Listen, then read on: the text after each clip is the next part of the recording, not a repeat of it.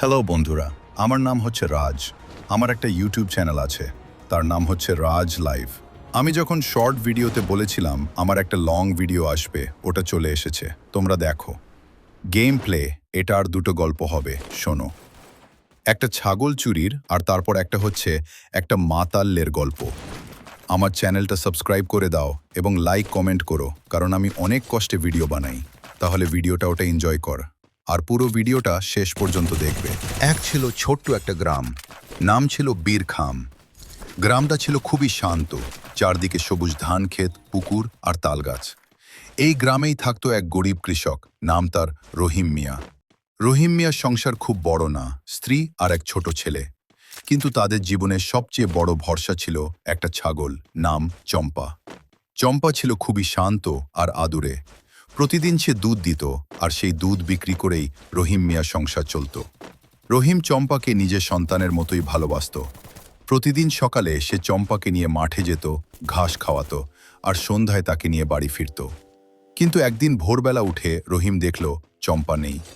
গোয়াল ঘরের দরজা আধ খোলা আর দড়িটা কাটা। রহিমের বুক ধড়ফড় করতে লাগল।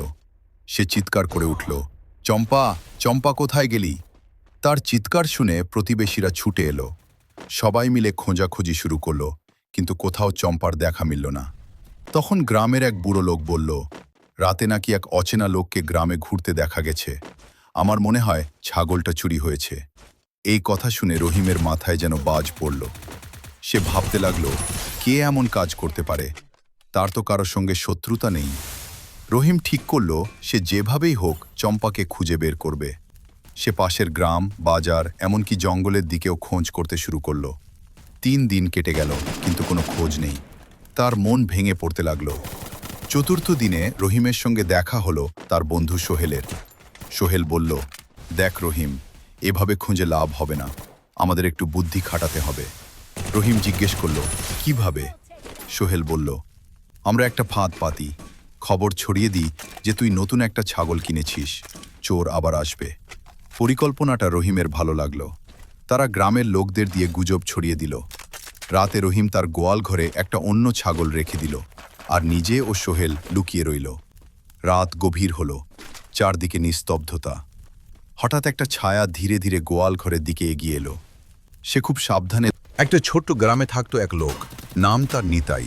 কিন্তু গ্রামের সবাই তাকে মাতাল নিতাই বলেই চিনত, কারণ নিতাই প্রায় প্রতিদিনই মদ খেয়ে টলতে টলতে বাড়ি ফিরত। তার একটা ছোট্ট ঘর, আর সেই ঘরেই থাকতো তার বউ মালতী।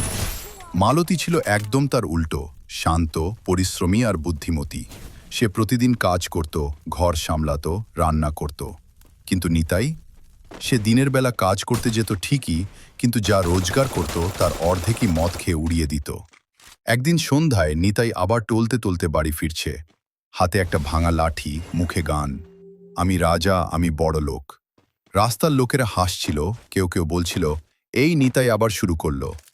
বাড়িতে ঢুকতেই মালতী রেগে বলল, আবার মদ খেয়ে এসেছ, টাকা কোথায়? নিতাই হাসতে হাসতে বলল, টাকা? আমি তো রাজা, আমার টাকা শেষ হয় নাকি?